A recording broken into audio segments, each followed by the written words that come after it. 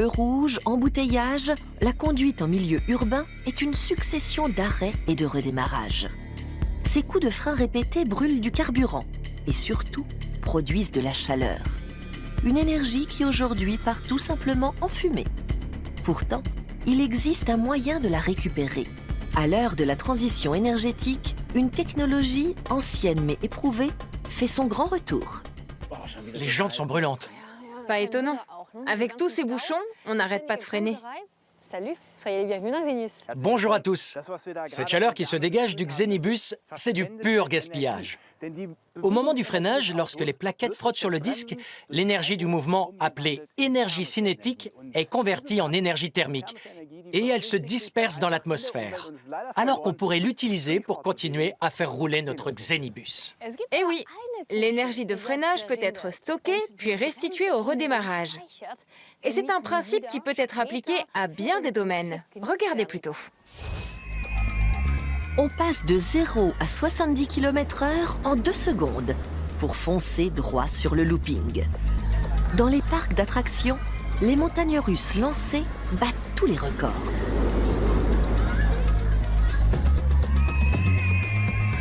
Cette performance, elles le doivent à ce dispositif, le volant d'inertie. Un disque en rotation sur un axe qui libère des forces phénoménales. Johann Klimfinger, ingénieur, est fasciné par cette technologie. Et c'est aussi un grand amateur de manège à sensations. La catapulte de lancement, de 20 mètres de long, fonctionne par induction électromagnétique. Le volant d'inertie, qui va l'alimenter en énergie, est stocké juste à côté dans un conteneur. Allons regarder ça de plus près. Combien il pèse? 2,3. 2,3 tonnes. Le volant est mis en rotation. Un générateur transforme l'énergie cinétique en énergie électrique, ce qui crée un champ magnétique le long de la rampe de lancement. Le volant a atteint sa puissance maximum, 1500 tours par minute, du concentré d'énergie pour le décollage. C'est ce qui va propulser la nacelle. Ça y est, c'est parti. Un vrai boulet de canon!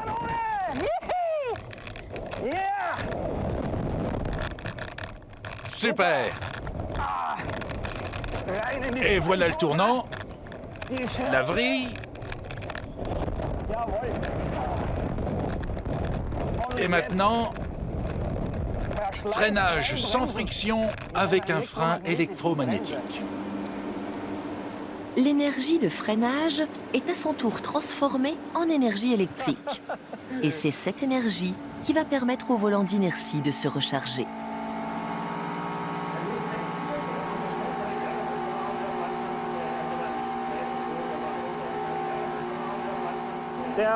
Le parc d'attractions réalise ainsi d'importantes économies. Le fournisseur d'énergie était trop cher. Alors c'est cette solution qui a été retenue, la récupération de l'énergie de freinage dans le volant d'inertie. Cette technique a permis de diviser par 2 les frais d'électricité. Pour résumer, le volant d'inertie est une masse en rotation sur un axe stable, comme une toupie. Le lancement est assuré par un moteur électrique alimenté à l'énergie de récupération. Par le biais de la rotation, le volant d'inertie emmagasine de l'énergie cinétique. Et cette énergie est transformée en électricité. Un procédé très efficace, au champ d'application extrêmement vaste.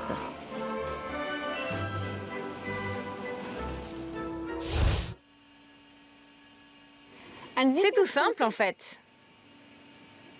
Mais cela mérite quand même quelques explications. Nous savons tous faire tourner une toupie. Et là, je me tourne vers Adriane, plus calée que moi en physique. Comment cette toupie fait-elle le plein d'énergie? Elle se charge grâce au mouvement rotatif de la toupie, ce qu'on appelle la force ou l'énergie cinétique. Mais comment on la récupère, cette énergie? Pour cela, il faut un générateur. Ça peut être la dynamo d'une bicyclette, par exemple. Mais le problème, c'est que l'énergie se dissipe à cause du frottement sur la table et aussi avec l'air.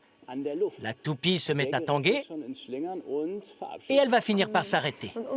Pour résoudre ce problème, consultons un expert. Thilo Engelmann est physicien. Il met au point des accumulateurs d'énergie par volant d'inertie et il étudie de nouvelles applications de cette technique. Quels sont les domaines où les volants d'inertie peuvent être mis en œuvre?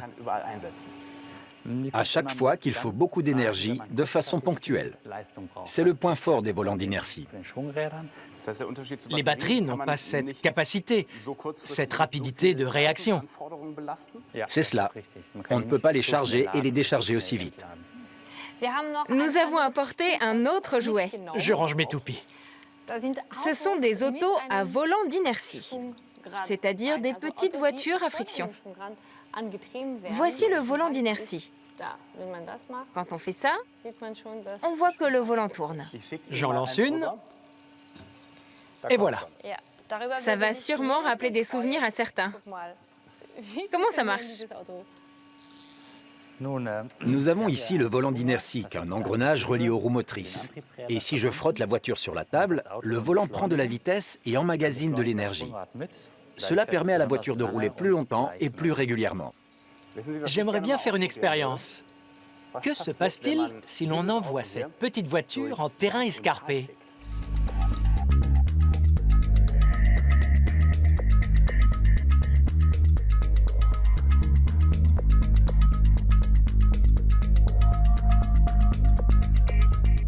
Trois, 2, 1, c'est parti.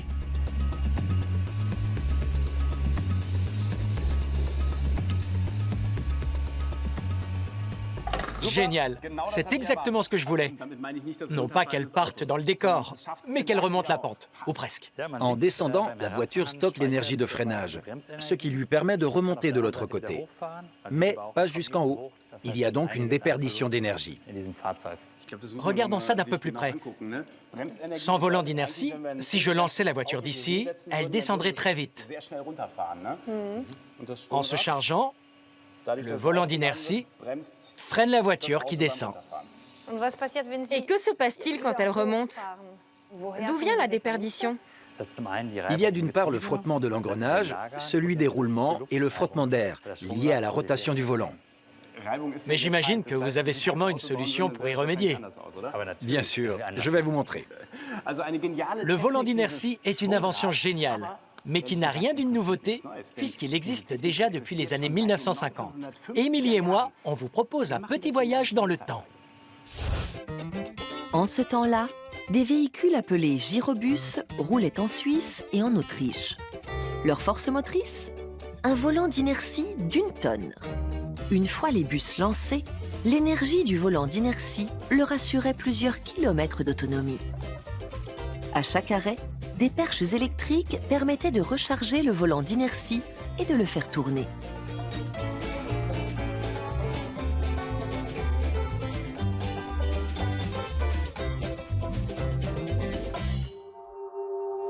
L'Allemagne a elle aussi connu des autobus à volant d'inertie, à Munich et à Brême. Mais aujourd'hui, ils sont au musée. Pourtant, dans les transports en commun, cette technique aurait toujours sa raison d'être. Avec une caméra infrarouge, on voit bien comment l'énergie de freinage se transforme en chaleur pour s'évaporer purement et simplement. Des températures dépassant les 100 degrés ne sont pas rares. Quel gaspillage! À Zwickau, en Allemagne, on a décidé de tirer profit de cette énergie perdue. Certains trams ont été équipés de volants d'inertie.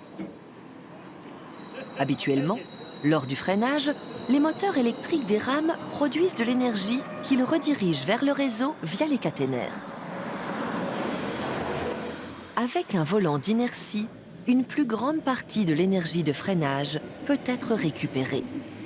Le système peut ainsi produire 200 000 kWh par an.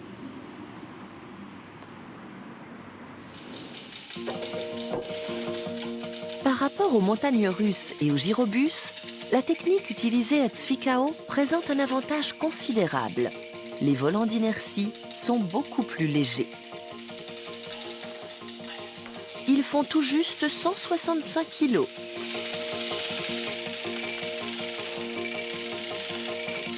Leur secret, ils ne sont pas en acier, mais en fibre de carbone. Enduits de résine époxy, ils sont enroulés en anneaux et compressés. Ce qui donne des volants d'inertie plus légers, plus rapides et plus efficaces que les modèles à disque d'acier.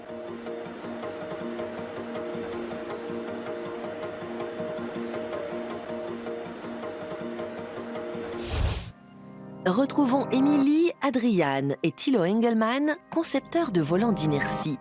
Lui aussi a adopté la fibre de carbone.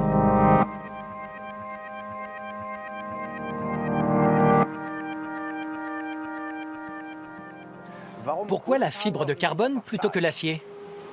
Je vous en ai apporté un rouleau. C'est très léger, 3 fois plus résistant à la traction que l'acier et c'est 4 fois moins lourd. Et comme c'est plus léger, on peut le faire tourner plus vite. Absolument. Je l'ai cassé. Et oui, ça ne résiste que dans un sens. 2 facteurs doivent être pris en compte. On le voit avec le volant ou la toupie. Il y a la vitesse et la masse. Mais ce qui compte surtout, c'est la vitesse. Si je multiplie par 2 le poids de ce volant d'inertie, il va pouvoir stocker 2 fois plus d'énergie. Mais si je le fais tourner 2 fois plus vite, il pourra en stocker 4 fois plus. Ce qui compte, c'est donc la vitesse.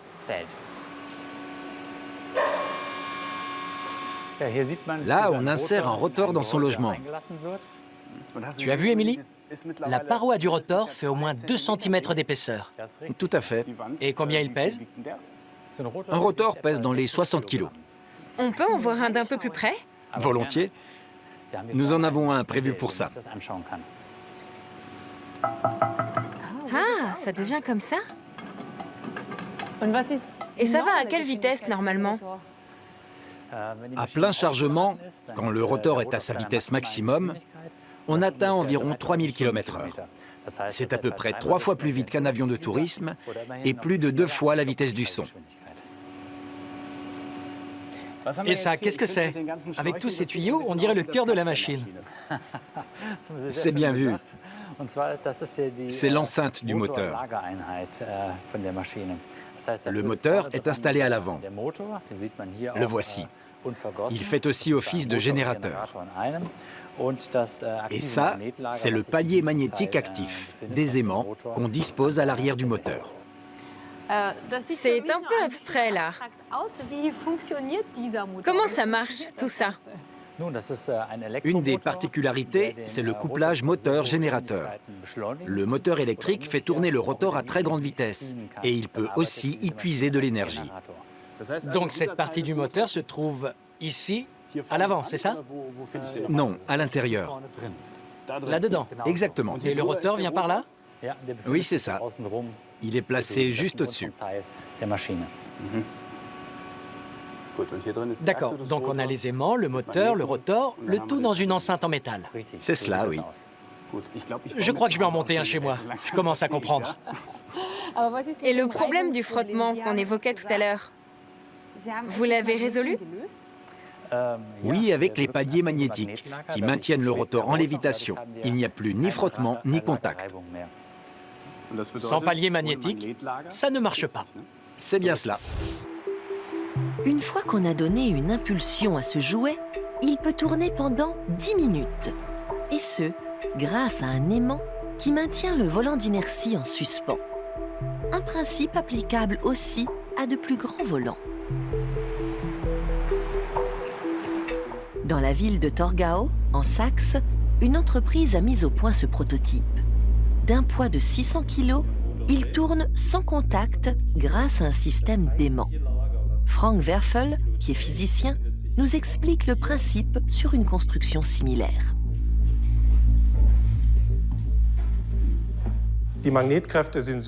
Les forces magnétiques sont si élevées qu'elles supportent facilement mon poids.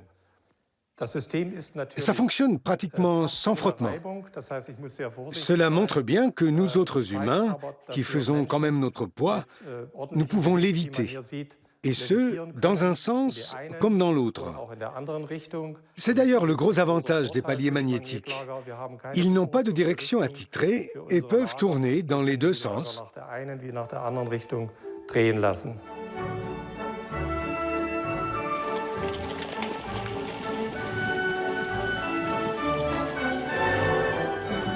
L'entreprise produit également des supraconducteurs. Refroidis à très basse température, ces matériaux permettent de transporter le courant électrique pratiquement sans déperdition et expulsent le champ magnétique.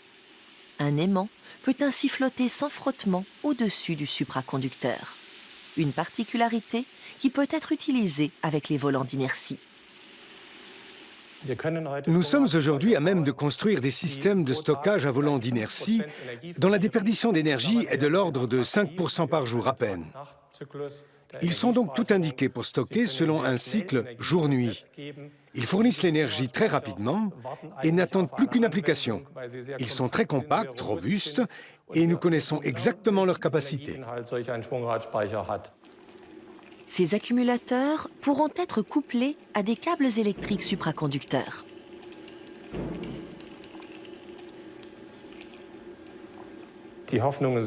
Bientôt, grâce à ces câbles, nous pourrons sans doute transporter l'énergie électrique depuis les parcs éoliens en mer du Nord jusqu'en Bavière sans aucune déperdition.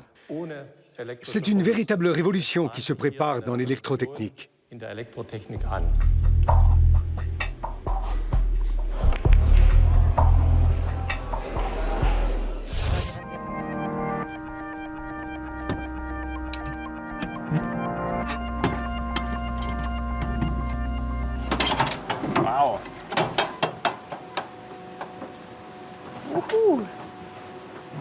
Voilà. Nous voici à l'intérieur du conteneur. Ce que vous voyez là, ce sont 28 accumulateurs à volant d'inertie. Un conteneur comme celui-ci fournit un total de 600 kW, un peu plus qu'un demi-mégawatt. C'est beaucoup, j'imagine. Oui, ça fait beaucoup d'énergie. Et elle vient d'où, l'énergie que vous stockez ici? Du réseau. En cas de besoin, cet accumulateur permet de pomper très vite de l'énergie sur le réseau. Et inversement, s'il faut rapidement ajouter de l'énergie au réseau, cet accumulateur peut en fournir très vite. Et pourquoi faut-il réguler le réseau électrique de cette manière? Le réseau électrique est en équilibre instable. Il faut veiller à tout instant à ce que la production et la consommation s'équilibrent. Or, cela change tout le temps. Si vous mettez une machine à laver en marche, cela fait monter un peu la consommation. Par contre, si une éolienne se met à tourner plus vite, c'est la production qui augmente. On est constamment à la recherche de l'équilibre. Et c'est là que ce genre d'accumulateur entre en jeu. Et sans cette technologie, comment on fait? Ce sont les centrales qui s'en chargent.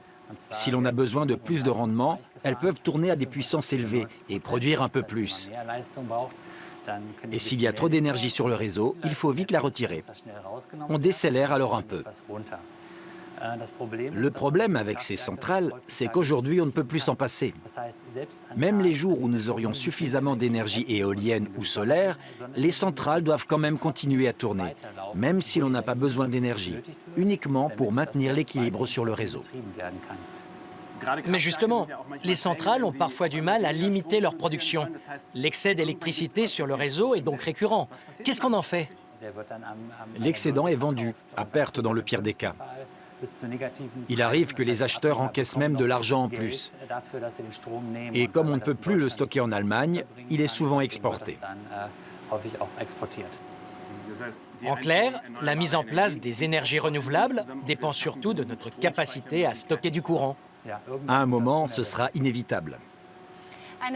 Au cours de cette émission, nous avons vu plusieurs applications possibles du volant d'inertie. En voici une dernière, et vous allez voir, ça décoiffe. À plein régime sur le Nürburgring, ici comme ailleurs, ce véhicule hybride a plusieurs victoires à son actif. Son secret, sur l'essieu avant, des moteurs électriques sont alimentés par un volant d'inertie. À chaque fois que le véhicule freine, cela fait tourner le volant d'inertie jusqu'à 40 000 tours par minute, soit 200 chevaux supplémentaires pour le bolide. En appuyant sur un bouton, le pilote peut libérer cette énergie et booster les performances du véhicule pendant quelques secondes. L'énergie récupérée lors du freinage est stockée dans le volant d'inertie. Hartmut Christen, du département recherche et développement de cette écurie, nous explique. Nous utilisons cette énergie pour améliorer l'accélération. Nous n'augmentons pas la vitesse maximale. Nous avons constaté que ce n'était pas la bonne technique. C'est aussi un moyen de soulager un moteur conventionnel de façon ponctuelle, ce qui ferait baisser la consommation d'essence. Je dirais que l'idée centrale, c'est de trouver la combinaison la plus utile au conducteur qui l'utilisera à sa convenance. Et c'est précisément ce dont nous voudrions faire profiter les véhicules de tourisme ordinaire. L'idée n'est pas de rouler pied au plancher, mais d'optimiser sa consommation. Le SREC, système de récupération de l'énergie cinétique, a été utilisé en Formule 1 jusqu'en 2013. Il existe 2 variantes, l'une utilisant une batterie, l'autre un volant d'inertie.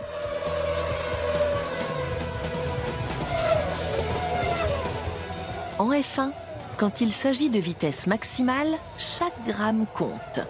La variante à volant d'inertie ne pesait que 18 kg, mais elle apportait jusqu'à 100 chevaux en plus.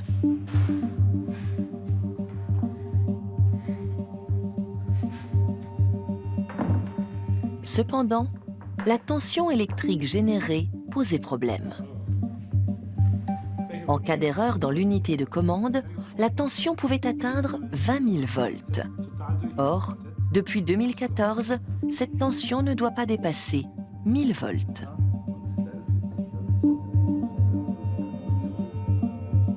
Le volant d'inertie est pourtant considéré comme sûr, en dépit des sollicitations colossales. Les petits cylindres tournent à plus de 100 000 tours par minute.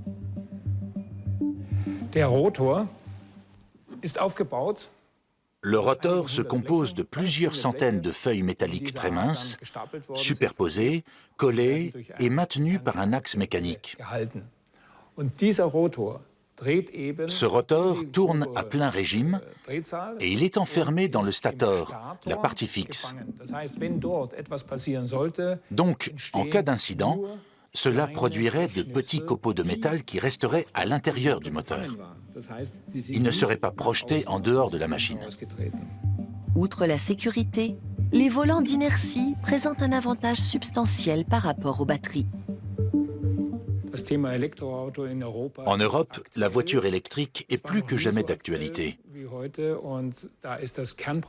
Et l'enjeu, c'est la batterie, le stockage de l'énergie. C'est-à-dire le stockage à court terme de l'énergie de freinage et de l'énergie d'accélération qui sollicite sérieusement la batterie. Alors, en installant un petit accumulateur entre les deux, je peux augmenter sensiblement la durée de vie et la résistance de la batterie. Les ingénieurs en sport automobile sont du même avis. Le processus de charge génère des courants élevés. À la longue, une batterie ne tient pas le coup. Le volant d'inertie est plus indiqué. C'est l'un des aspects. D'un autre côté, le volant d'inertie a une durée de vie quasiment illimitée. Un autre aspect très important pour nous, c'est qu'il se compose de matériaux presque entièrement recyclables. Les constructeurs automobiles, eux, considèrent les volants d'inertie avec scepticisme. Jusqu'à présent, un seul a testé ce système. Il s'agit d'une configuration où le volant d'inertie en rotation, au moyen d'un engrenage spécial, bascule mécaniquement l'énergie stockée vers l'essieu arrière. Le moteur à combustion, qui transfère sa puissance sur l'essieu avant, est désactivé pendant le freinage. Mais malgré tous ces efforts, la technique du volant d'inertie ne parvient toujours pas à s'imposer dans le secteur automobile. Et c'est très dommage, parce qu'on a bien vu à quel point elle est efficace. Ce serait une bonne idée d'en équiper les bus en ville, vous ne trouvez pas? Je suis bien d'accord. Démarrer, s'arrêter, redémarrer, c'est leur lot quotidien. Ils freinent donc tout le temps, cela gaspille une énergie folle. Quand on sait qu'on peut la récupérer, ce serait bête de s'en passer, non? Gardez le contact, ne lâchez rien, et à bientôt. Salut. Attention, elle tombe.